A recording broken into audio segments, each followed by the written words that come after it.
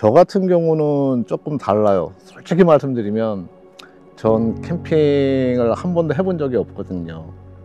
그럼에도 불구하고 제가 캠핑장을 하겠다고 생각을 했을 때에는 저한테 다행스럽게 이곳에 태어난 이곳에 제가 구입해 놓은 땅이 있었고, 제가 취미생활로서 오랫동안 키워온 많은 종류의 나무들이 있었고, 또 성목도 있었고, 또 화초들도 많이 있었어요.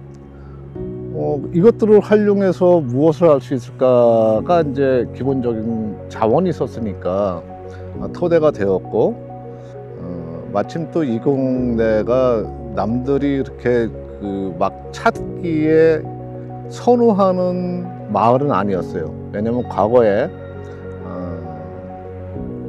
돼지 농장들이 이곳에 있었는데, 마침 또 이것이 이제 작년도에 이제 돼지 농장들이 다 철거가 되고 또 이러다 보니까 이곳에 고향이고 하니까 뭔가 이곳에 고향을 좀 더 뭐랄까 남들한테 좀 찾는 마을, 과거의 이미지를 벗어낼 수 있는 그런 마을이 되는 데 있어서 내 있는 땅과 자원을 뭘 하면 좋겠을까가 고민하다가 아마 좀 찾아낸 것이 캠핑장이었고, 또 캠핑장으로 하는 공간이 있으면 또 그 공간과 같이 좀 공유할 수 있는 공간이 무엇이 될까 해서 외지지만 카페까지 하게 됐습니다.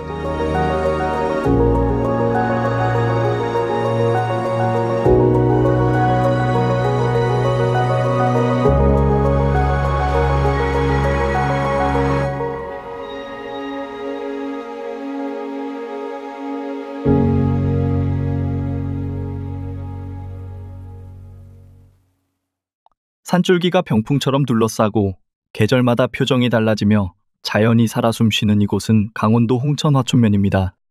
저희는 약 5,000평이나 되는 부지에 캠핑장 부대 시설과 카페 건물을 시공해 드렸는데요. 캠핑을 한 번도 가본 적 없던 건축주분께서 오직 좋은 공간을 만들고 싶다는 마음으로 시작한 캠핑장은 과연 어떤 모습으로 완성되었을까요? 이번 영상에서는 이 건물들이 어떻게 지어졌는지, 그리고 캠핑장 곳곳에 어떤 공간과 시설들이 들어섰는지 하나하나 자세히 보여드릴 예정입니다. 또한 영상 후반에는 시공 과정을 처음부터 끝까지 함께한 건축주님의 진솔한 이야기와 함께 구독자분들을 위한 엄청난 이벤트 소식도 준비되어 있습니다. 그러면 지금부터 5,000평 대지 위에 펼쳐진 캠핑장과 그 안에 숨겨진 특별한 카페 이야기까지 살펴보겠습니다.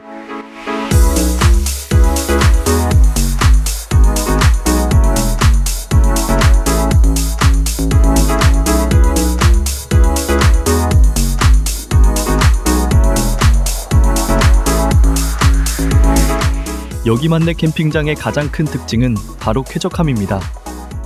대지 규모가 무려 5,000평이지만 사이트는 단 20개뿐. 그만큼 넓은 부지에 사이트가 여유롭게 배치되어 있어 다른 캠퍼들과의 간섭 없이 편안하게 휴식할 수 있습니다. 각 사이트는 10m, 10m 크기로 차량을 바로 옆에 주차하고 사용할 수 있을 만큼 넓고 여유롭습니다. 그리고 입구 쪽에는 대형 차량도 주차 가능한 공용 주차장이 마련되어 있어 차량을 따로 세워두고 사이트를 더욱 넓게 활용하는 것도 가능합니다. 다른 캠핑장과 비교해도 사이트 면적은 상당히 큰 편이며 사이트 간 간격이 넓어 답답함 없이 쾌적한 거리감을 유지할 수 있습니다. 또한 캠핑장 주변에는 인공구조물이 거의 없어 마치 산이병풍처럼 둘러싼 자연 속에 온 듯한 아늑한 분위기를 느낄 수 있습니다. 자연을 좋아하는 분들이나 한적한 캠핑을 선호하는 캠퍼라면 더할 나위 없는 최적의 공간이죠.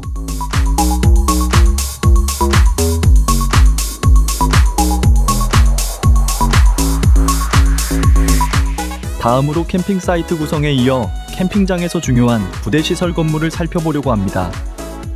이 건물은 32평 규모로 튼튼한 경량 철골 구조로 시공되었으며 외벽은 단열성과 내구성이 우수한 징크 판넬로 마감해 실용성과 디자인을 모두 갖췄습니다. 징크 판넬 특유의 세련된 질감과 깔끔한 마감 덕분에 전체적인 외관은 정돈된 인상을 주는데요. 징크 판넬은 외부 환경에도 강해 오염이나 변형 없이 오랜 시간 안정적으로 유지할 수 있습니다. 그리고 매점과 개수대, 화장실, 샤워실 등 캠퍼들에게 꼭 필요한 기본 편의시설이 모두 한 공간에 모여 있어 캠핑 중에도 불편함 없이 효율적으로 이용할 수 있습니다. 각 시설은 동선이 자연스럽게 연결되도록 배치되어 있어 식사 준비부터 세면 샤워까지의 모든 과정이 번거롭지 않게 이어지도록 구성되어 있습니다. 특히 보이지 않지만 눈에 띄는 또 하나의 특징이 있습니다. 바로 무게만 35톤, 길이 8.5m, 높이 2.5m에 달하는 초대형 정화조가 땅속 깊이 시공되었다는 점인데요. 캠핑장을 찾는 이용객들의 수요를 충분히 감당할 수 있도록 시공된 정화조는 하루에도 수십에서 수백 명이 이용할 수 있는 규모의 위생시설을 안정적으로 뒷받침하기 위한 핵심 설비입니다. 실제로 이 건물 면적의 90% 이상이 화장실과 샤워실로 구성되어 있을 만큼 사용 빈도가 높은 공간이기에 대용량 정화조는 선택이 아닌 필수였습니다. 건물 배치부터 설비 구성, 자재 선택까지 세심하게 계획된 이 부대 시설은 캠핑장 운영의 실질적인 중심 역할을 하며 캠퍼들에게 쾌적하고 편리한 환경을 제공하는 데 큰 역할을 하고 있습니다.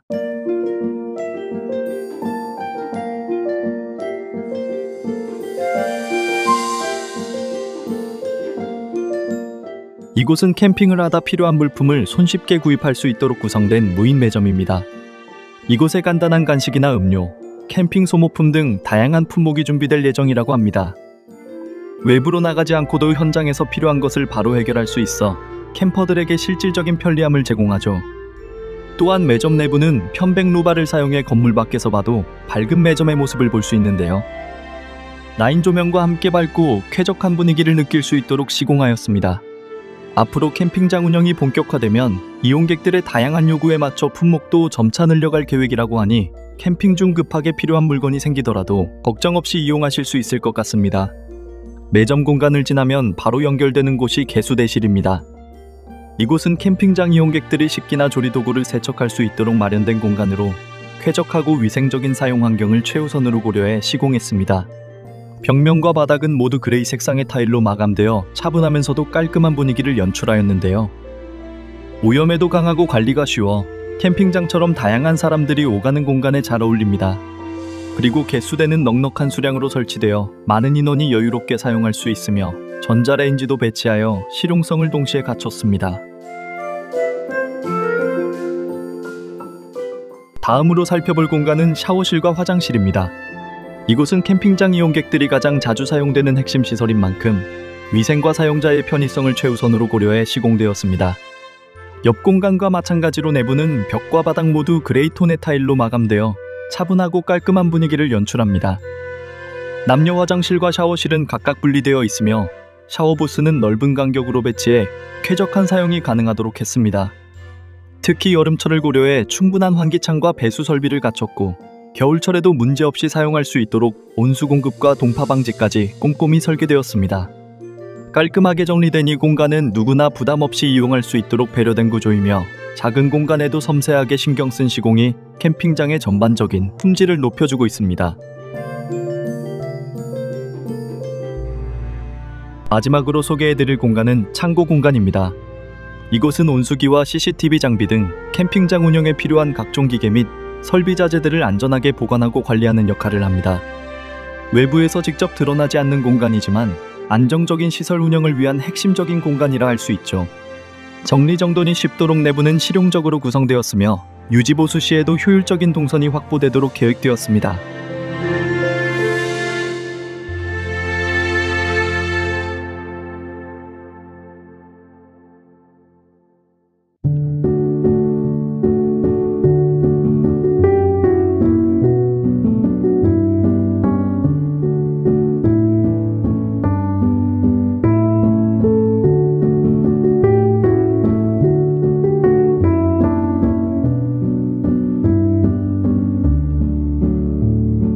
넓고 시원하게 펼쳐진 잔디광장은 무려 5,000평이라는 부지의 여유가 있었기에 가능했습니다. 대부분의 캠핑장에서는 사이트 수를 최대한 늘리기 위해 공용 공간을 최소화하는 경우가 많지만 이곳은 오히려 반대로 캠핑을 하면서도 자연을 온전히 누릴 수 있는 공간을 만들고자 캠핑장 중심에 넓은 잔디광장을 배치했습니다. 마치 작은 공원처럼 조성된 이 공간은 사방이 산으로 둘러싸여 있어 포근하고 아늑한 분위기를 주고 잔디밭 곳곳에 다양한 나무와 식물이 함께 어우러져 캠핑을 넘어 자연과 함께 쉬는 경험을 할 수 있도록 만들어졌습니다. 그리고 이 공간의 가장 큰 특징은 바로 잔디를 마음껏 밟고 뛰어놀 수 있다는 점입니다. 요즘은 잔디 보호를 이유로 출입이 제한되는 공간이 많은데요. 이곳 잔디광장은 그런 제약 없이 아이들과 함께 마음껏 뛰어다니고 누워 쉬고 산책할 수 있습니다. 그런데 아쉽게도 반려견은 동반이 어렵지만 아이들과 가족이 함께 자연을 체험하며 자유롭게 시간을 보낼 수 있다는 점에서 도심에선 쉽게 느낄 수 없는 진짜심을 선사하는 공간이죠. 잔디광장을 지나 위쪽으로 발걸음을 옮기면 눈앞에 또 하나의 매력적인 공간이 펼쳐집니다. 바로 계절마다 다른 풍경을 선사하는 꽃길 산책로입니다. 길게 이어진 산책로를 따라 다양한 꽃들이 가득 피어 있어 걷는 내내 향긋한 꽃내음과 함께 기분 좋은 힐링이 느껴집니다. 바람에 살랑이는 형형색색의 꽃들을 바라보고 있으면 그저 걷는 것만으로도 마음이 편안해지는 공간입니다. 이 산책로는 단순히 걷는 길이 아닌 자연 속에 머무는 시간 자체를 선물하기 위해 정성을 다해 만든 공간입니다. 자연을 가까이서 느끼며 걷는 이 길 위에서 머무는 시간 그 자체가 여행이 되는 특별한 경험을 할 수 있죠.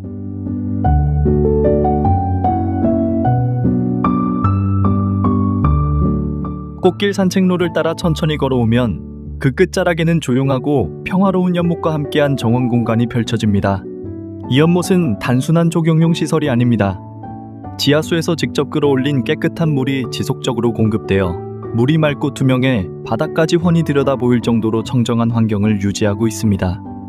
이 맑은 연못 속에는 다양한 민물고기들이 자유롭게 헤엄치고 있고 물가 주변을 잘 살펴보면 가재나 잠자리 유충, 올챙이처럼 자연 상태 그대로의 작은 생명체들도 곳곳에서 발견할 수 있습니다. 아이들과 함께 찾은 가족 단위 캠퍼라면 이곳은 그야말로 자연학습장이나 다름없습니다. 물고기를 관찰하고 가재가 숨어있는 돌밑을 들춰보며 평소에는 쉽게 보기 힘든 자연 생태계를 직접 경험할 수 있습니다. 단순히 보는 공간이 아닌 느끼고 교감할 수 있는 공간이죠. 잔잔한 물결, 반짝이는 햇살, 생명이 살아 숨쉬는 풍경. 아이들은 물론 어른들도 자연의 소리에 귀를 기울이며 고요한 연못 앞에 앉아 잠시 휴식할 수 있는 여유로운 분위기가 흐릅니다. 산책 중간에 잠시 쉬어가거나 아이들이 노는 모습을 바라보며 커피 한 잔과 함께 대화를 나누기에도 딱 좋은 공간입니다.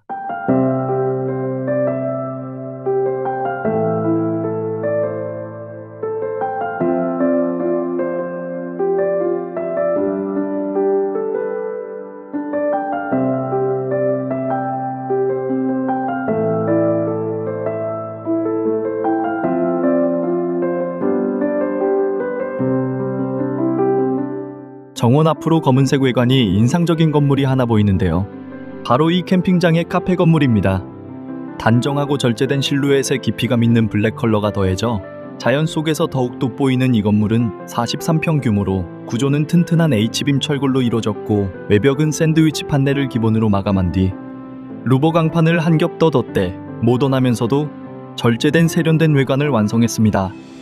한 줄 한 줄 정돈된 루버가 만들어내는 수직의 패턴은 건물의 안정감과 리듬감을 더해주고 고급스러우면서도 정제된 느낌이 외관 전체를 감쌉니다. 특히 이번 현장처럼 검은색 징크 판넬 지붕과 검은 루버 강판 벽면이 어우러진 모습은 색상 조화 하나만으로도 건물의 존재감을 확실히 드러내는 요소가 돋보입니다. 전체적으로 톤이 어두운 외관이지만 전혀 무겁거나 답답하지 않고 오히려 모던하면서도 세련된 분위기가 감도는 것이 특징입니다. 또한 루버 강판은 표면이 평평하지 않고 입체적으로 들어갔다 나오는 구조라 빛의 방향에 따라 그림자가 생기며 벽면 전체의 깊이감이 느껴집니다. 덕분에 밋밋한 느낌 없이 세련되고 강한 인상을 주는 외관이 완성되며 실제로 보면 그 입체적인 질감이 훨씬 더 매력적으로 다가옵니다. 특히 정면에서 바라보면 이 건물의 가장 큰 특징이 드러납니다. 전면 전체가 통창으로 되어 있어 카페 내부 어디에서든 탁 트인 전망을 즐길 수 있게 된 것이죠. 카페 안에 앉아 있으면 방금 전 소개한 연못은 물론 잔디광장과 꽃길 산책로까지 한눈에 보이는 구조입니다. 단순히 예쁜 외관을 넘어 이 캠핑장의 전체 뷰를 가장 잘 즐길 수 있는 공간이 바로 이곳인 셈이죠. 다시 건물 외관을 살펴보면 건물의 주요 라인을 따라 라인 조명이 정교하게 마감된 것이 돋보입니다. 밤에는 환상적인 분위기를 만들어내죠. 특히 해가 지고 조명이 켜지는 순간 은은하게 퍼지는 빛이 이 건물에만 있는 고유의 분위기를 만들어주죠. 건물 자체가 하나의 야경 포인트가 되는 셈입니다. 또 하나 중요한 디테일이 있습니다. 바로 지붕의 각도입니다. 대각선 방향으로 경사를 주어 빗물의 흐름이 자연스럽게 잡히도록 설계했고 누수 방지와 배수 요율을 고려해 꼼꼼하게 시공했습니다. 이처럼 구조적인 안정성과 디자인, 조명 설계, 뷰 포인트, 실용성까지 모두 고려된 이 카페 건물은 단순한 휴식 공간을 넘어 캠핑장의 얼굴이자 중심이 되는 상징적인 건축물입니다. 이제 건물 안으로 들어가 실내 공간은 또 어떻게 구성되어 있는지 함께 살펴보겠습니다.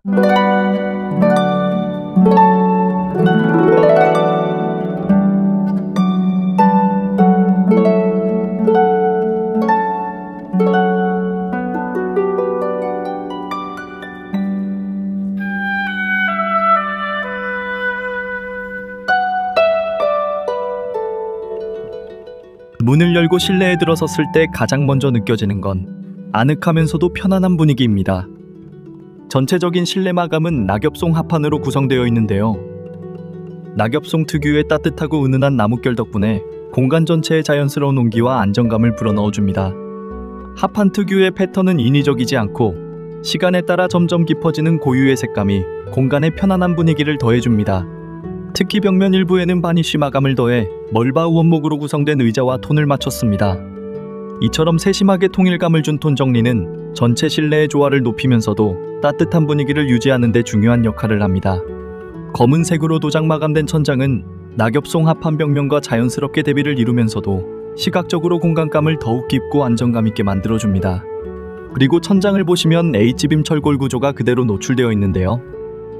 천장과 동일한 블랙 컬러로 마감되어 천장부터 기둥까지 색상과 재료가 자연스럽게 연결되며 절제된 구조미와 통일감 있는 공간 분위기를 만들어줍니다.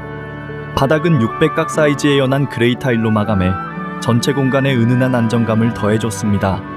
상업 공간에서는 밝은 타일이 깔끔해 보일 수 있지만 오염이 쉽게 눈에 띌 수 있어 오히려 지저분해 보일 수 있기에 실용성과 유지 관리를 고려해 안정감 있는 그레이 톤을 선택했습니다. 그런데 건물 면적은 43평이지만 실내에 들어서면 좁거나 답답하다는 느낌은 전혀 들지 않습니다. 오히려 생각보다 훨씬 넓고 여유롭게 느껴지는데요. 그 이유는 바로 곳곳에 배치된 넓은 창문들과 높은 층고 덕분입니다. 실제로 내부에 들어서면 체감되는 공간감은 숫자보다 훨씬 더 크게 다가오죠.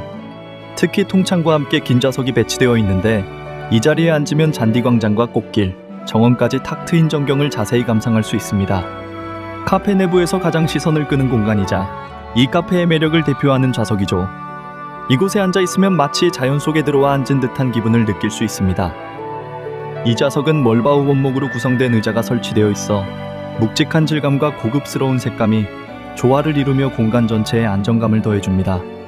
또한 이 공간은 바닥을 살짝 낮춰 설계했기에 뒤쪽 좌석에서 앉은 손님의 시야를 전혀 방해하지 않고 내부 어디에서든 전면 뷰를 함께 즐길 수 있도록 배려한 것이 특징입니다.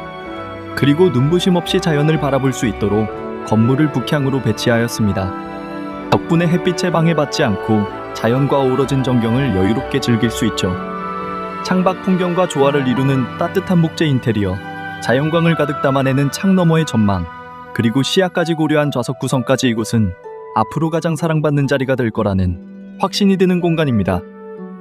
이제 시선을 카페 입구 쪽으로 돌려보면 카페 운영의 핵심 공간, 바로 조리 공간과 카운터가 위치합니다. 이 공간은 음료와 디저트를 준비하고 고객과 마주하게 되는 주문 및 소통의 중심 역할을 하는 곳인데요. 그래서 시공할 때 가장 중점을 둔 부분은 깔끔함과 실용성, 그리고 위생적인 분위기였습니다. 전체 벽면은 화이트 컬러의 타일로 마감해 카페의 다른 공간과는 차별화된 밝고 환한 느낌을 주도록 연출했습니다. 화사한 색감은 실제로 조리 시 작업 효율도 높여주고 청결 상태도 잘 드러나기에 위생관리에도 탁월하죠. 특히 다양한 조리기나 식기, 커피 머신 등이 배치될 공간인 만큼 정돈된 색상의 타일 마감은 시각적 복잡함을 줄여주고 공간을 더 넓고 깨끗하게 보이도록 만들어주는 효과도 뛰어납니다. 그리고 조리 공간 바로 옆에는 작은 창고 공간이 하나 마련되어 있습니다. 비록 넓지는 않지만 카페 운영에 필요한 소모품, 식자재 청소용품 등을 효율적으로 보관할 수 있도록 수납 동선과 선반 배치까지 고려해 설계된 공간입니다. 이 창고에서 또 하나 주목할 점은 건물 외부로 바로 나갈 수 있는 문이 설치되어 있다는 점입니다. 이 문을 통해 쓰레기 배출이나 택배 물품 수령, 물류 정리 등 외부 업무를 카페 내부를 통과하지 않고도 바로 처리할 수 있게 만들어 운영 효율성과 위생 동선을 모두 잡은 설계가 특징입니다. 실제로 이런 디테일이 작지만 제대로 된 카페 운영을 가능하게 만드는 핵심 요소이기도 합니다.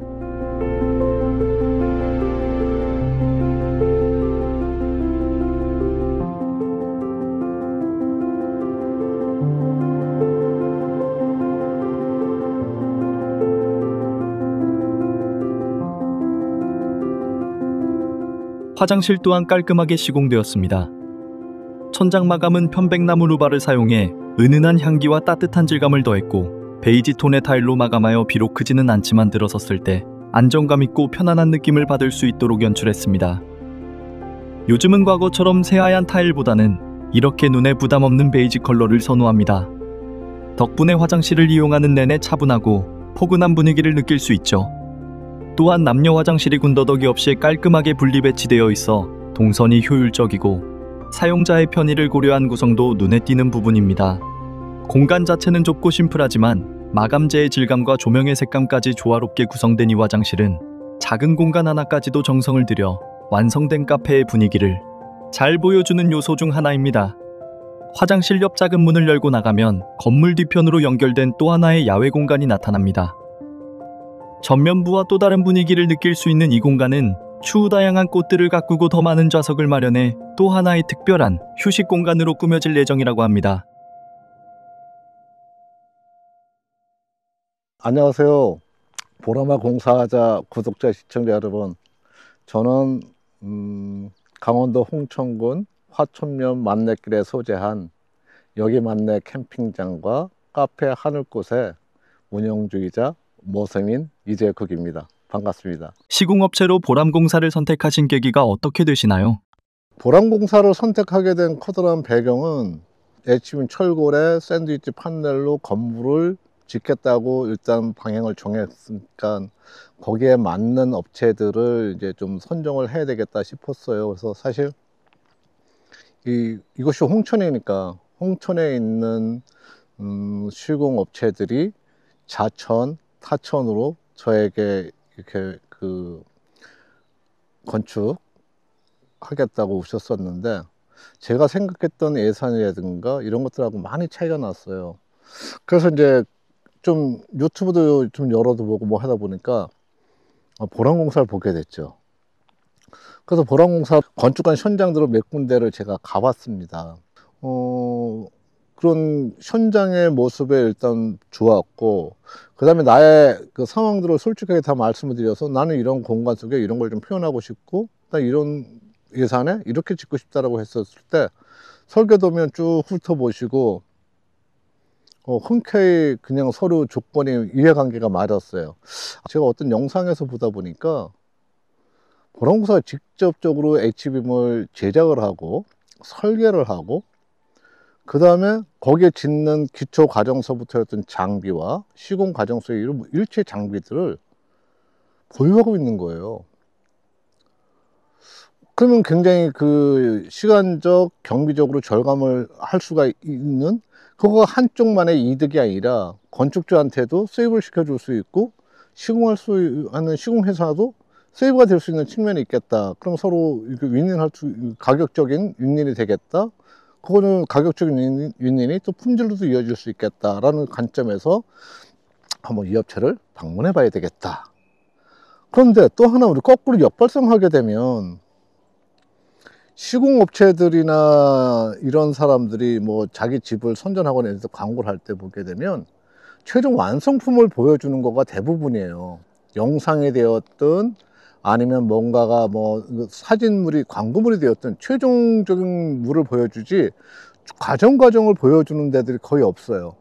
물론 그들이 뭐 그 과정 속에서 이걸 다 담아낼 수 없는 그런 어떤 그 뭐 홍보의 수단에 문제는 있겠지만, 그런데 보람공사가 딱 하나 이거 기초과정서부터 시작을 해서 쭉 완성되기까지 과정들을 일련의 과정을 보여주는 거예요. 자기 속살을 내주면서 과정을 다 보여준다고 하는 거는 자신감도 그 속에 포함이 됐다고 보거든요. 나 이렇게 고객이 원하는 대로, 또 설계도대로, 원칙대로 나 이렇게 시공해. 그러니까 우리 자신 있어. 굉장하게 뭐라 그럴까, 이런 업체가 있네. 그런 데서 호기심도 발동했었죠. 그래서 제가 보람공사 대표님을 가서 뵙고 그날로 결정했어요. 서로 간에 이해관계가 맞았던 것 같아요. 나는 이런 구상 속에서 이런 캠핑장과 이런 공간 속에 이 건물들을 놓고 싶었고, 난 이런 가격대에서 하고 싶다. 대표님은 좀 도와주셔라 라고 했을 때 대표님도 흔쾌히 응해주셨고, 그래서 아마 업체 선정은 결론적으로 말씀을 드리면은 그 나름대로 품질을 확보할 수 있는 나름대로의 자체적인 그 엔지니어 능력과 그 다음에 자체적인 장비들을, 각종 장비들을 다 보유하고 있었다는 거, 그 다음에 그 과정들을, 건축 과정들을 누군가한테 그냥 비판할 수 있는 사람들, 말 여러 사람이 될 수 있는 소지가 많음에도 불구하고 유튜브라는 걸 통해서 확 오픈해 버렸다. 지나친 자신감에 좀 반했다고 그럴까요? 그랬어요. 예. 모든 공사 과정을 직접 지켜보셨는데 어떤 느낌이 드셨나요?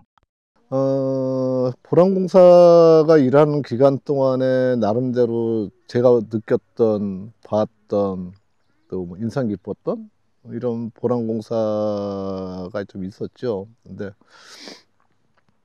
저는 사실상 보람공사한테 건축을 맡겨놓고 밖에 그 토목 내지 조경공사 이쪽에 저는 직영을 맡기고 있었기 때문에 저도 나름대로 바빴고, 보람은 꾸준히 뭐 자기 일대로 했는데, 보람공사에 이게 어떤 분들한테는 장점이 될 수도 있고 단점이 될 수 있는데 저한테는 굉장히 장점이었어요.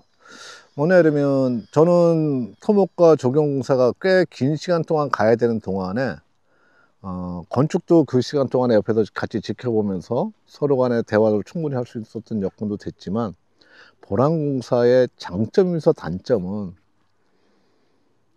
같은 감독자인 그 사장 대표님과 그 다음에 밑에 주 멤버인 분들이 정예화되어 있는 분이 서너 분이 계셨었는데, 이분들이 올라운드로 뛰는 거예요.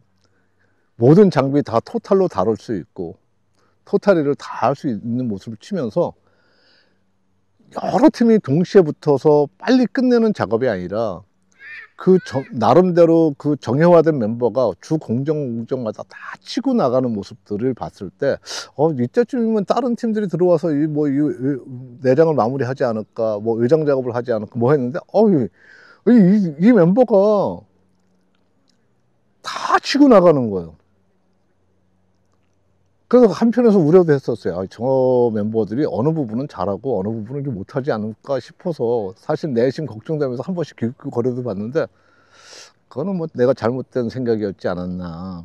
나름대로들 그 멤버들이 비슷한 종류의 건축물들을 많이 해오다 보니까 굉장히 그 숙련도라든가 이런 것들이 상당히 높았고, 우리가 어떻게 본다면 다소 그렇게 여러 팀들이 들어와서 동시에 일시에 막 그 작업 공장에서 뭐 막말로 보람에서 저희가 이번에 한 공기에 한 2달 반, 3달 정도 걸린 기간을 물론 절반으로 쳐서 들어올 수도 있었겠지만, 그 절반의 시간을 줄이는 것보다도 이 멤버들이 전공정도 알고 후공정도 해 나가야 될 멤버들이었기 때문에 일이 굉장히 깔끔했다. 더딘 것 같지만 실은 더디지가 않았다.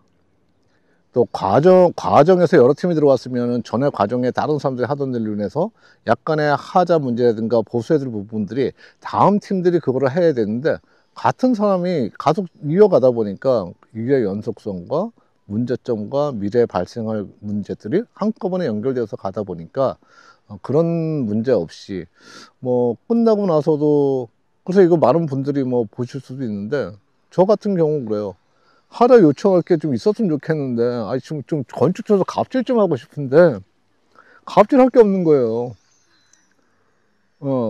그 얘기는 아마 건축하시는 분들로서는 가장 소망이지 않을까. 그래서 저는 누군가에게 이게 홍보가 아니라 제 느낌상으로 다소 시간적 여유가 있으신 건축주 분들이나 다소 예산이 약간의 좀 정말로 꼭 필요한데 이러신 분들이면 보람의 장점이 있다. 가격 경쟁력도 있다. 그러나 지나치게 가격을 낮춰서 짓는 거는 과연 나한테 손해기 때문에 아닌데, 어느 정도 가격, 직접적으로 HBM 제작 공장 시설을 갖고 있고 모든 장비들을 렌탈하는 것이 아니라 자체로 보유하고 있기 때문에 어느 정도들을 세이브할 자체적인 경쟁력이 있더라. 단지 조금 느리게 갈 수는 있다. 그러나 쉬지 않고 간다. 그 장점이고요. 또 하나의 뭐 이왕 뭐 보람하니까 좀 내가 칭찬 하나 더 할까요? 우리 건축주들 입장에서 가장 고민이 되는 부분 중에 하나가 중간에 스톱이 될까 봐. 중간에 이 업체 치지 않을까? 아니면 중간에 뭐 도프시키고 맨날 돈이나 상승시켜 달라고 하지 않을까? 사실상 우리 들은 얘기들이 많잖아요. 그래서 뭐 내가 줄 능력과 이런 것들에 대해서는 자기의 자신감이 있으니까 그렇게 상대한테 요구도 하듯이, 상대에 대한 신뢰를 할 수 있는 기준은 저는 이렇게 보는 거죠. 아, 여기 구성원들이 어떻게 되어 있는가. 나중에 봤더니 아버지와 아들과 삼촌이 그 키 멤버인 거예요. 그럼 우리 피디님도 그쪽에 패밀리지 않습니까?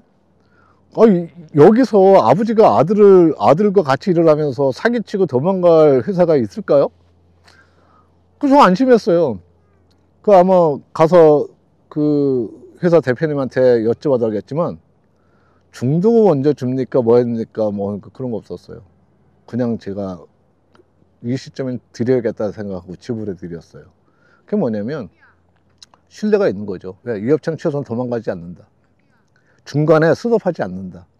우리가 건축주로서는 좋은 품질과 좋은 디자인도 중요하지만 결과적인 것들은 최종적인 완공해서 완제품을 내가 넘겨받을 수 있을 때 가장 행복한 것이고, 그 다음에가 그 안에서의 품질적인 거잖아요. 뭐 그랬지 않았나. 그래서 인상적이었던 것들이 특별하게 어떤 뭐 사안이 인상적이었던 것이 아니라 멤버 구성원들이 올라운드로 치고 있었다는 점, 모든 장비를 다 다룰 수 있었다는 점, 모든 공정에 키 역할을 하고 있었다는 점, 그 다음에는 도망가지 않는 업체다. 예? 중간에 뭐 예산이 안 맞습니다, 뭐가 안 맞습니다, 뭐가 틀립니다 해서 무책임하게 빠질 업체가 아니라는 것이죠. 그거 하나 정도면은 우리가 일반적인 사람들한테 커다란 신뢰 주지 않을까요? 저는 그렇게 생각해요. 앞으로 건축을 계획 중인 분들께 한 말씀 해주신다면요?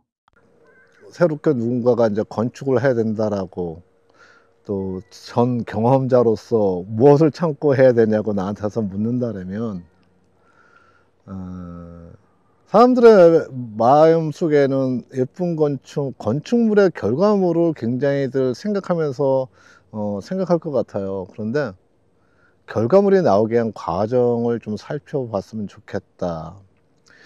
그 결과물이 나오게 된 전 과정들이 충실하거나 이러지 않으면 좋은 결과물이 나올 수 없거든요. 그래서 저는 첫 번째가, 일단 내가 집을 짓기로 했든지 뭐 어떤 건축물을 짓기로 결정했다고 그런다면 설계도를 좀 잘 뽑아라.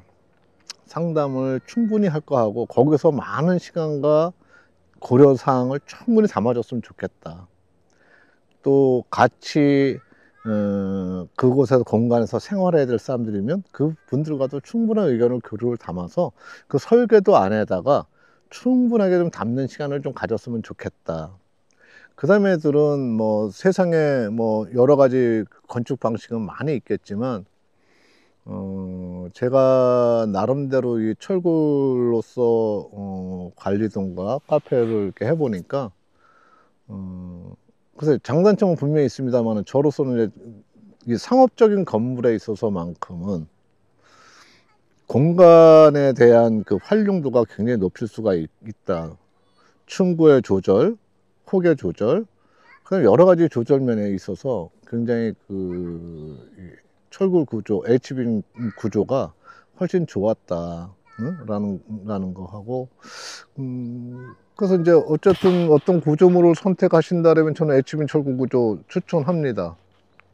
추천하고, 굉장히 활용도 면이나 뭐 과거에 비해서 우리가 어쩐 여러 가지 건축 기준이 보완이 됐기 때문에 그런 면에서는 걱정하지 않아도 그 건축 기준에서 의거해서 짓는다면 문제가 없지 않을까 하고, 제가 2000년도 경에 이제 그 포항에다가 제 그 개인 사무실 조그만 사옥을 한 60평짜리 건축물을 올릴 때, 그때가 벌써 한 25년 전 얘기예요. 그때는 정신이 없어서 내가 사실 거기다 아는 지인 형님한테 맡겨놓고 그 기초 과정 기초 텃밭 하는 거 보고 나서 그 다음에 다 된 다음에 사무실을 가봐야 될 정도로 내 것임에도 불구하고 내가 신경을 못 썼어요. 근데 예비 건축님들이라고 그런다면 저는 현장을 좀 지키셨으면 좋겠다. 그래야 짓는 시공자들도 좀 더 신경 쓸 수 있는 입장도 될 것이고, 그 다음에 또 우리가 이 현장에서 가장 중요한 것은 안전이거든요. 그래서 그 안전에 대해서 약간씩 공사자들이 좀 귀찮아할 수 있거나 번잡해할 수 있는 것들, 뭐 안전화 착용이라든가 안전모 착용이라든가 이런 것들을 주인의 건축주 입장에서 모든 것들은 나중에 건축주가 책임을 져야 될 소지가 있으니까 그런 거를 꼭 옆에서 안전교육에 안전물을 지청할 수 있도록 옆에서 한 번씩 말씀해 주시는 거 중요하고, 그 다음 단계는 뭐냐면 글쎄요, 자기를 이제 오픈할 수 있는 과정들을 우리가 감리를 건축주가 한다는 것 자체가 쉬운 일이 아니잖아요. 예? 그러면 감리 자체를 보람 같은 경우는 누가 해주고 있냐? 사실은 유튜브가 해주고 있어요. 우리 피디님이 해주는 거예요. 사실은 피디님의 어쨌든 이 목적 자체가 보람의 어쨌든 이런 것들에 하는 것들에 여러 가지를 뭐 홍보를 통해서 영업적으로 어떤 여러 가지 도움이 될 수도 있겠지만, 또 개인적으로 봤을 때는 어떤 개인적인 발전을 위해서 유튜브 하실 수 있겠지만, 한편에 예비 건축주들 입장에서는 뭐야, 저 공정 자체를 다 속 시원하게 다 보여주고 있는 거 아니야? 여러분들 주변에서 우리 구독자님들이나 시청자님들 주변에서 한번 보십시오. 어떤 건설업체가 유튜브 제작 과정에서 수많은 과정을 다 리얼하게 내보내 줄 수 있을까? 예? 보여는 줄 수 있는데 공개적으로 이렇게 하지 못하는 데가 전 정말 많다고 생각해요. 왜 못 보여줄까? 유튜브가 없으니까 못 보여주는 것도 있겠지만, 또 다른 측면에서는 보여주면 조금 좀 나름대로 좀 찔리는 부분들도 없지 않아 있을 것 같거든요. 그래서 못 보여준다고 또 보는 거거든요. 그래서 우리 피디님 어느 현장에 나가서 카메라 들이댑시다라면 다 오케이 하던가요? 아니잖아요. 자신감이 없는 거죠. 전 그래서 적어도 제가 현재 시공이 다 완료되고 완공된 시점에서의 보람공사를 얘기하려면 저 자신감에 넘치는 회사다. 자신감에 넘치는 회사다. 그리고 품질도 나름대로들 제가 이렇게 기초 시공을 할 때에 우리가 많은 사람들이 얘기하잖아요. 철근 빼먹고 콘크리트형 속이고 기초 깊이라든가 뭐 두께라든가 이런 부분들 많이 좀 약하게 치는데, 제가 개인적으로 집은 잘 몰라도 세 가지만큼은 제가 나름대로 주안점을 두는 게 있거든요. 집이란, 건축물이란 나중에 보이지 않을 곳을 잘 해야지 그게 진짜 잘한 집이다. 보이는 곳은 나중에 얼마든지 수정할 수 있잖아요. 근데 가장 중요한 건 보이지 않는 곳이 어딘가요? 기초잖아요. 땅에 묻히고 나면 안 보입니다. 근데 얼마나 중요합니까? 그 다음에 방수 작업들, 그죠? 그거 다 내부로 다 가려지는 부분들이에요. 그 다음에 이제 단열들, 다 외장, 내장에 다 가려져서 다 들어갈 부분들이에요. 나중에 이 부분들을 단열은 잘 확인도 잘 안 돼요. 이거가 정말 잘 됐다, 안 됐다, 이거 자체를 누가 측정할 수 있는 기준이 별로 없잖아요. 이거 뭐, 주관적인 요소들이 너무 많으니까, 난 따뜻하게 느끼는데요? 난 춥게 느끼는데요? 난 바람 있는 걸 느끼는데, 이거 굉장히 주관적인 요소가 많잖아요. 그래서 이 단열 문제만큼은 건축주가 돈 아끼지 마시고, 충분하게 설계할 때부터 좋은 자재 쓰셔서 단열하셔라.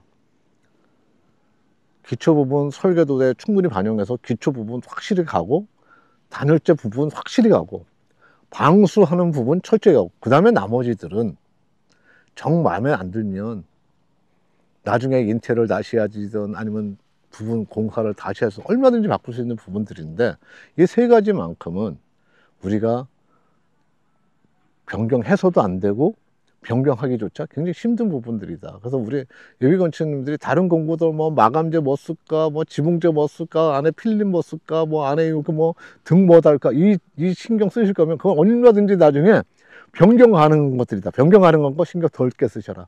변경 불가능한 기초, 단열, 방수, 이 세 가지 부분에 있어서만큼은 뭐 저 개인적으로 공부를 많이 못해서 단열재 무엇이 좋은지, 방수재 무엇이 좋은지 모르겠습니다만은 누가 전문가적인 시각이 있으면 그런 것들은 주인이 사급해서 줄 수도 있고 아니면 딱 지정해서 그 자리에 쓰도록 할 수도 있으니까 저는 그거 세 군데 부분에 있어서만큼은 우리 예비 건축주님들이 꼭 챙기셔라.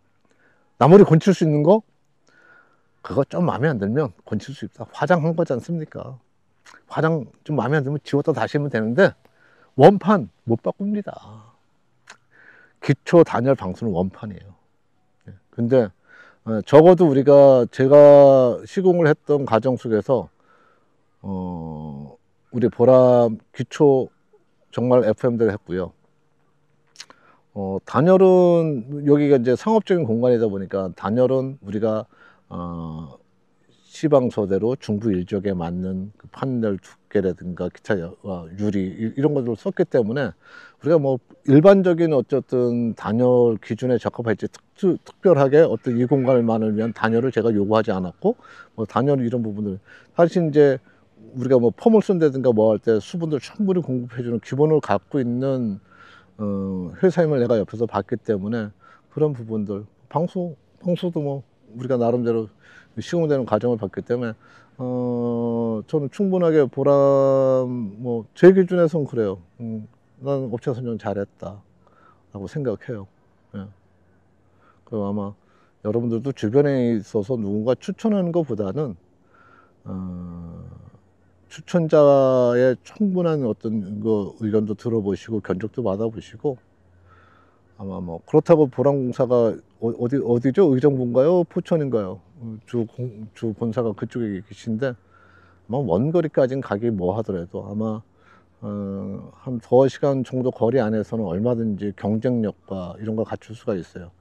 단지 이제 우리가 좀 그 시공업체하고 얘기가 된다라면 우리가 이제 추후에 이제 AS 문제라든가 이런 것 때문에 뭐 한다라면은 우리가 이제 일반적으로 우리가 많이 나올 수 있는 설비 우리가 뭐 가정집이나 뭐 하는 보일러면 보일러, 수도 이런 설비 그다음에 이제 우리가 전기적인 부분들 이런 부분들이 즉시 대응을 요구할 때 지역의 업체를 같이 컨소시엄을 할 수 있는 안이 있으면 같이 컨소시엄을 하시고 만약에 그렇지 못한다면 그거를 설계도 말고도 현장에서 얼마든지 조금씩 좋은 도면들이 바뀌거든요. 그 도면 요구하셔라. 현재 실제로 했던 것들에 연결된 사진들과 도면을 요구하셔라. 그래서 누가 와서 그거를 순간에 와서 어떤 트러블이 나고 뭐 하고 간에 했을 때는 그걸 와서 정비할 수 있도록 또 지역에 있는 업체면은 그거가 좀 더 수월하게 다가올 수 있겠지만 저 같은 경우 의정부에 있는 곳을 뭐 저녁 시간에 오라고 하기도 뭐하니까 만약에 그렇다면 제가 빨리빨리 내 손으로 할 수 있는 것까지는 내 손으로 하고 아닌 부분들은 또 이렇게 해야 되는데 아마 아직까지는 저한테 그런 문제가 없어서 내가 뭐라고 말씀을 못 드리겠지만은 연구한 건 없으니까 그래서 그런 것들은 이제 컨소시엄이 될 수 있다면 지역에 있는 업체들한테 간단한 수도, 전기 이런 부분들은 컨소시엄이 됐으면 좋겠다. 예? 아니면 적어도 뭐 이렇게 최종적인 도면을 넘겨줄 때는 거기에 맞는 실제 배선됐던 것들, 실제 배관 나갔던 모습들의 이런 것들이 실측된 사진들이 자료가 좀 건축주한테 넘어갔으면 좋겠다. 요구하셔라. 그거가 하나의 우리가 어떻게 본다면은 건축주들이 좀 미처 챙기지 못할 수 있는 부분들인데 그런 거 한번 챙기면 좋겠다. 이런 생각.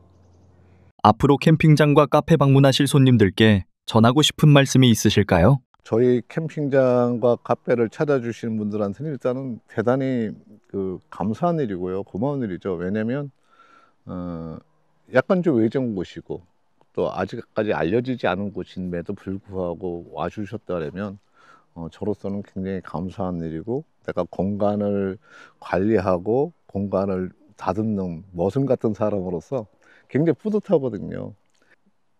뭐라 그럴까요? 이거를 개업이라고 할까요? 이제 정식적으로 영업을 시작한 거가 좀 시기적으로 좀 늦었고, 또 홍보 자체라든가 이런 것들이 아직까지 안 돼 있는 상태라서 사실상 이 10월 한 달만 제가 이렇게 제가 받으려고 했던 가격에 평일 5만 원, 주말, 금토 6만 원 이렇게 해서 그 나름대로 가격을 책정해서 10월 달만 할인을 하려고 했어요. 50% 할인. 근데 우리 또 이 보라마 공사자 또 우리 PD님도 계시고, 또 이걸 어차피 홍보하는 차원이니까 올해 내내 제가 사실 눈 빠지면 운영을 못할 사정입니다. 왜냐면 여기가 천연 자갈로 그 사이트가 조성이 됐거든요. 그래서 눈을 쓸어내는 것들이나 불어내는 거가 만만하지가 않아요. 그래서 올해 일단은 계획이 올해 겨울만큼은 제가 눈이 와서 쌓이기 시작하면 운영을 하지 못할 상황입니다. 그래서 올해 눈 쌓이기 전까지 오시는 분들에 한해서는 이미 예약이 들어오신 분들은 제가 그만한 좀 서비스를 해드리도록 하고, 올해까지는 제가 50% 세일을 해서 오신 분들이 좀 리뷰도 달아주시고, 또 각종 SNS나 이런 데다가 홍보를 주신다는 약속을 해주시면 그냥 제가 50% 세일해서 악플 다루셔도 상관없어요. 뭐 있는 그대로 표현해 주시면 어때요? 제가 그럼 보완할 수 있으니까 좋죠. 예?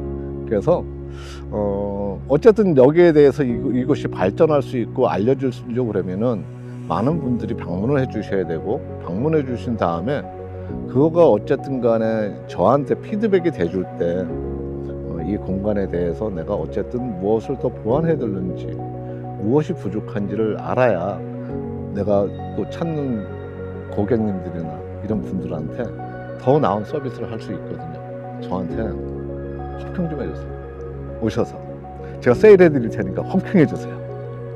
네? 지적이 저를 살려주는 길입니다. 지금까지 소개해드린 이 공간은 바로 여기만내 캠핑장과 그 안에 자리한 카페 하늘꽃이었습니다. 건축주분께서도 직접 말씀해 주셨듯 보라마 공사하자 채널 구독자분들을 위한 특별한 혜택이 준비되어 있습니다. 2025년 12월 31일까지 캠핑 사이트 이용료를 반값에 이용하실 수 있는 이벤트가 진행 중인데요. 자세한 내용과 예약 링크는 댓글에 함께 안내해드렸으니 참고하셔서 사랑하는 가족이나 지인, 친구분들과 좋은 시간 보내보시길 바랍니다. 끝으로 캠핑장에 대한 자세한 이야기를 담은 건축주님의 진솔한 인터뷰도 함께 준비했습니다. 건축주님의 흥미로운 캠핑장 이야기가 궁금하시다면 이어지는 인터뷰를 주목해주세요. 긴 영상 끝까지 시청해주셔서 진심으로 감사드리며 저희는 다음 건축 현장 이야기로 다시 인사드리겠습니다. 감사합니다.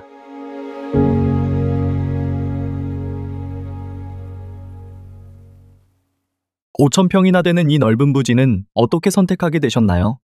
글쎄, 대지 전체 여기 토지 평수는 뭐 제가 소유한 거는 한 5,000평 좀 넘지 되고요. 이 부지들은 사실상 어떤 목적을 위해서 구입했던 토지들은 아닙니다. 한 25년 전에 이 토지들을 구입하게 되는데요. 그 당시의 목적은 부모님을 기쁘게 해주고 싶었어요. 왜냐면 우리 6남매였는데 다들 뭐 나름대로 시골에서 농사져서 부모님들이 가리키고 뭐 하다 보니까 농사 수학으로서 그 자식들을 공부시킬 수 없었으니까 조금씩 땅을 팔게 됐고, 또 제가 나름대로 성인이 되었을 때 대학을 졸업할 때쯤이면 부모님이 남의 땅 농사를 짓고 있는 소작인이 되어 있더라고요. 굉장히 좀 마음이 아팠죠. 그래서 제가 나름대로 직장 생활하고 중간에 나와서 사업이 그래도 주변 분들의 많은 도움으로 초창기에 잘 됐어요. 그래서 그 돈을 갖고 부모님이 파르셨던 땅들의 면적만큼은 내가 사드려야 되겠다. 그래서 이왕이면 부모님 집이 바로 집 뒤에 관리동 뒤에 있거든요. 그래서 집 주변에 있는 땅을 매입을 하게 된 거가 그거가 순수하게 그 어떤 좀 차려드리자 기쁘게 해드리자 그것 때문에 토지를 매입을 하게 됐습니다. 캠핑장과 카페를 함께 계획하시게 된 이유가 무엇인가요? 어떤 특별하게 이 캠핑장과 카페가 조합이 맞기 때문에 이걸 꼭 해야 되겠다는 생각은 아니었고요. 어차피 그 캠핑장이 됐든 카페가 되었든 누군가들한테 보여지는 공간을 제공하는 서비스업이라고 저는 생각하거든요. 그래서 제가 나름대로 동안 키워왔던 나무들과 뭐 꽃들을 갖고서 캠핑장을 꾸미고 그것도 정원형의 캠핑장을 좀 제가 그 희망을 했었어요. 나름대로 한다면. 그래서 그러면 이왕 꽃들과 이런 것들이 조화롭게 어우러진 숲과 꽃과 또 잔디밭과 이것들이 어우러져서 같이 공유할 수 있는 것들이면 커피숍이 하나 있어도 괜찮겠다. 남들은 많이 걱정들 해요. 이 외진 곳에 커피숍이 웬 말이냐 라고 하는데 뭐 보라마 공사하자 유튜브도 좀 믿어보고요. 예? 또 결과적으로는 제 노력이 좌우하겠죠. 그래서 앞으로 많은 노력을 해줘야 될 부분이라고 저는 생각합니다. 많이들 시청자 여러분 많이 좀 이용해 주십시오. 예. 앞으로 캠핑장과 카페 어떻게 운영하실 계획이신가요? 일단은 이제 카페와 캠핑장이 같이 있음으로써 좋은 점도 있겠지만 이제 그 좀 불편한 점도 있을 수 있거든요. 또 예를 들자면 캠핑을 하시는 분들 입장에서는 내가 조용하게 보내러 왔는데 옆에 그 카페가 있어서 카페 손님들한테 나의 프라이버시가 보이거나 뭐 하거나 하는 염려들도 있을 수 있고요. 그래서 일단은 동선상에서 봤을 때 카페로 오신 분들이 캠핑장 안으로 캠핑 하시는 분들 쪽으로 들어가는 것들은 기본적으로 차량들은 제한이 되고요. 그러니까 캠핑장을 이용하는 고객들의 그 차량 동선과 카페를 이용하는 사람들의 그 차량 동선은 기본적으로 다르고 또 잔디 광장은 낮 시간은 개방을 하겠지만 저녁 시간에는 다행히 카페가 여기 위치다 보니까 저녁 시간에 영업을 일찍 닫습니다. 해 떨어지면 문 닫는다고 보면 되거든요, 카페가. 그래서 저녁 시간에는 프라이버시라든가 캠퍼들한테 저녁 카페가 지장을 주지는 않을 것이다. 단지 염려되는 것들은 낮 시간 동안에 그 둘레길을 걸을 때 캠퍼들의 어쨌든 이런 것들을 약간 시각적으로 들여다보면 어떡할까라고 하는 생각이 들어서 나름대로 둘레길마다 울타리 형식의 그 나무들을 쭉 식재를 했는데 아마 크게 어쨌든 그 불편하지 않도록 저는 동선과 이런 것들을 막을 거 막고 열릴 거 열어놨기 때문에 그렇게 문제는 되지 않을 수 있다. 또 거꾸로 캠퍼들 중에서도 또 뭐 누가 지인이 방문하시거나 뭐 하게 되면 또 인근에 바로 가까이에 카페도 있으니까 차도 마실 수 있고 또 오시는 분들의 방문객들이 다른 곳에 가보니까 주차가 한참 멀리 가서 대고 이러던데 아마 그런 거는 없어도 아마 카페 주차장도 있고 또 이러니까 얼마든지 아마 방문하시는 잠시 방문하셔서 가시는 분들도 좋지 않을까 이렇게 생각합니다. 건물 외관을 검은색으로 선택하신 특별한 이유가 있을까요?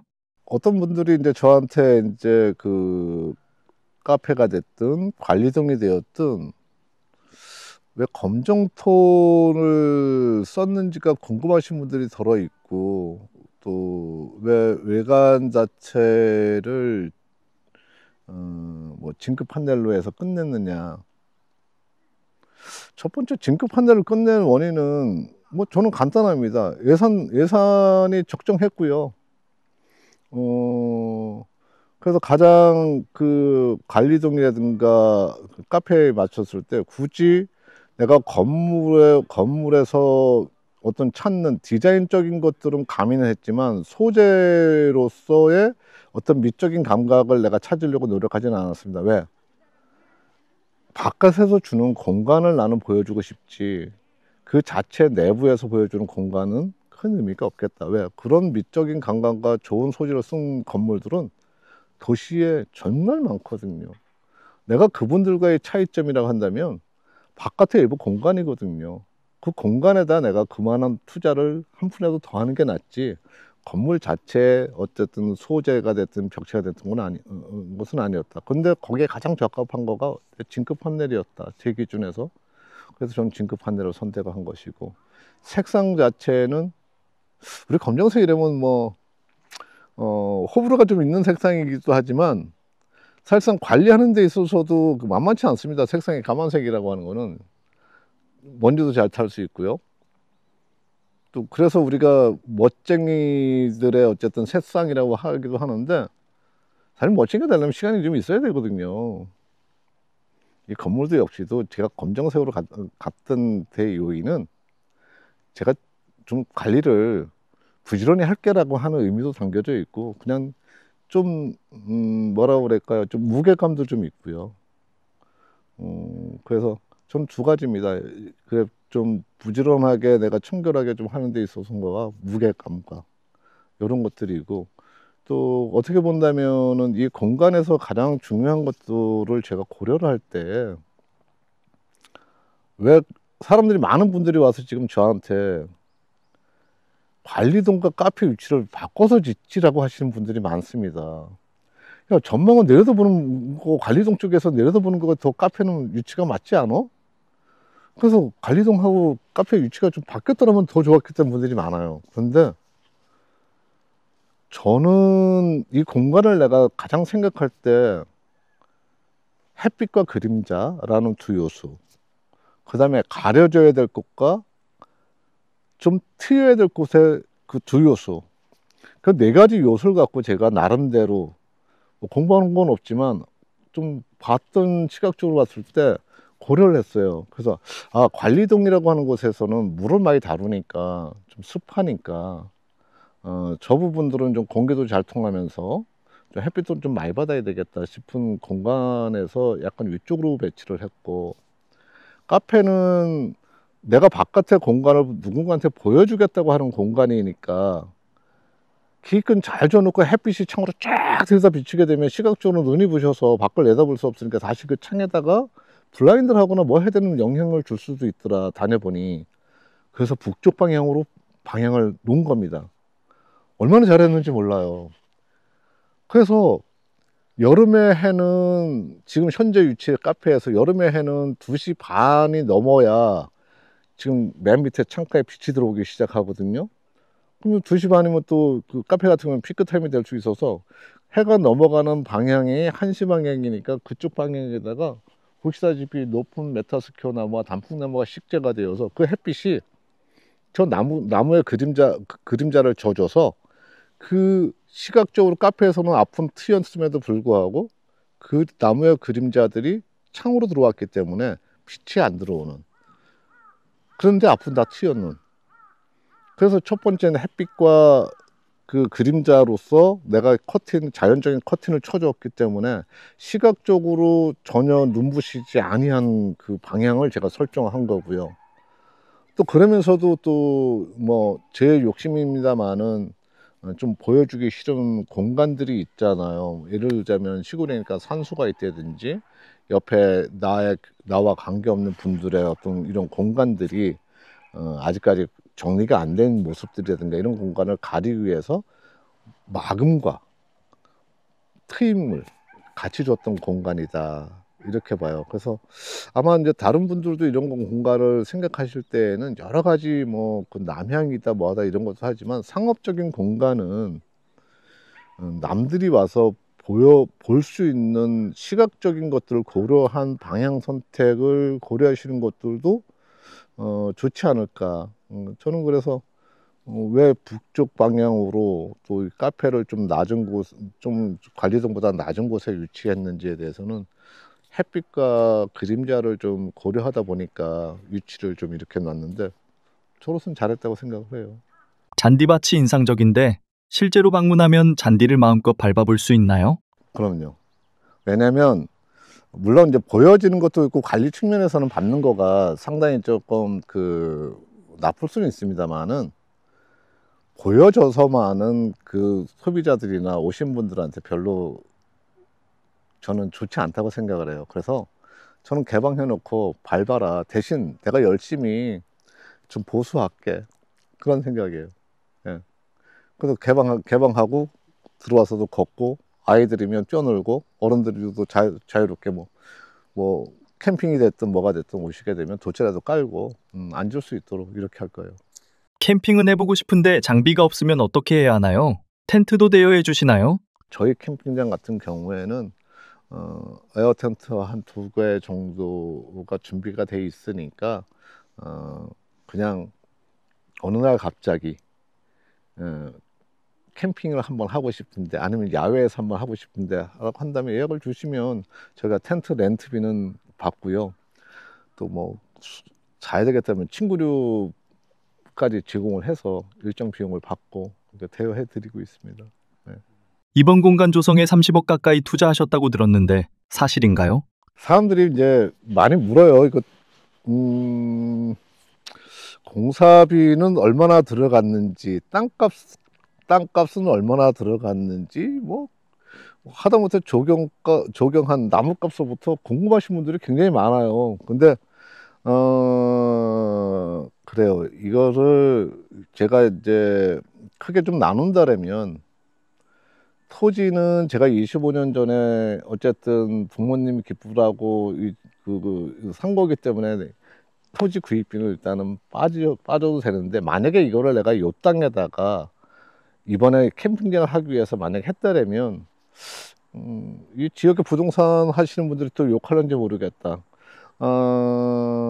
요즘 이곳에 그 평당 시세들이 아마 그 일반 농지들은 한 25만에서 뭐 40만 원 그 사이에서 거래가 되고 있는데, 이것은 이제 지목까지 이제 변경이 됐으니까 좀 더 가겠죠.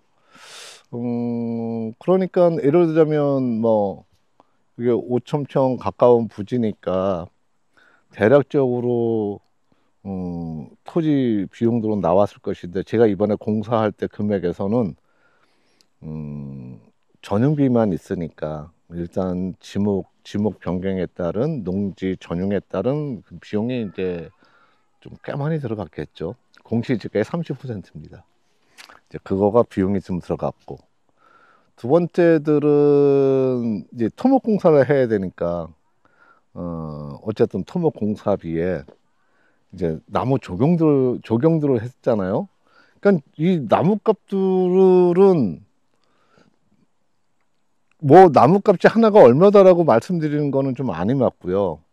단지 우리가 사람들이 저 나무가 100만 원입니다, 1000만 원이다라고 했을 때에는 저 나무 자체 값은 사실은 부르는 값에 많으면 5분의 1, 적으면 10분의 1밖에 안 들어간다. 나머지가 저거를 파서 분을 뜨고 옮기고 다시 심고 뭐 하는 이 장비와 인건비가 많이 들어가서 여기 있는 적용하는 것들은 아마 그런 장비비와 인건비가 많이 들어간 것이고, 또 똑같은 나무들은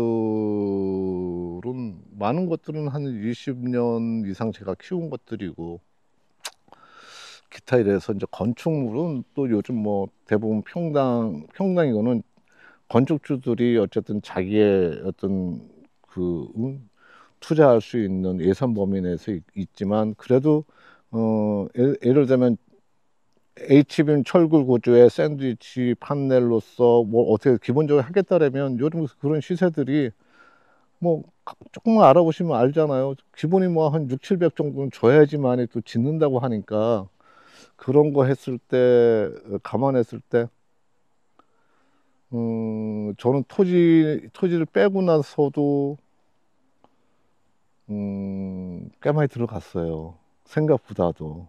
그래서 제가 아까도 한번 말씀드렸지만, 새로 캠핑장을 하시고 싶은 분들한테 평당 3, 40만 원짜리 땅을 사서 이거를 캠핑장을 꾸민다, 이거는 아예 생각하실 자체가 못 된다라고 말씀을 드리는 것이고, 또 여기에 있는 그 정말로 신생 캠핑장 치고 제가 있었던 나무들이니까 이렇게 많이 심고 큰 나무들을 심을 수 있었지, 새로 하시는 분들이라면 이렇게 다양한 수종의 이렇게 커다란 성목들을 심지 않거든요.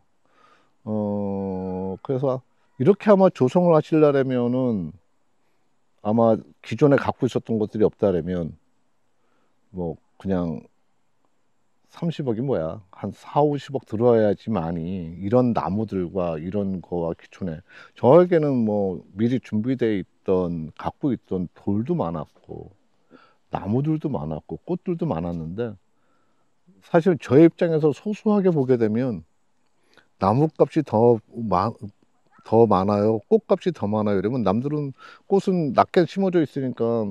그런데 저는 이 안에 사실상 다양한 사계절 필 수 있는 꽃들의 종류가 상당히 많이 있거든요. 사실 꽃값이 더 많아요, 나무값들보다. 값으로만 따지면. 단지 꽃들은 제품이면 가능한 수준들이야. 근데 이놈의 나무들은 장비와 다른 사람들이 투입이 돼야 되는 그런 비용의 차이겠지, 순수한 가치로 따지면 저는 꽃 화목류들이 더 많은 이 안에 값이 들어갔다. 근데 그거가 일시적으로 들어간 것이 아니라 제 취미 생활로서 한 20년 동안 들어간 것들이다. 그래서 이렇게 나름대로의 현재 제가 식재한 나무와 꽃과 그다음에 약간의 조경된 것들로 꾸밀려면 상당히 많은 돈이 들어가야 된다.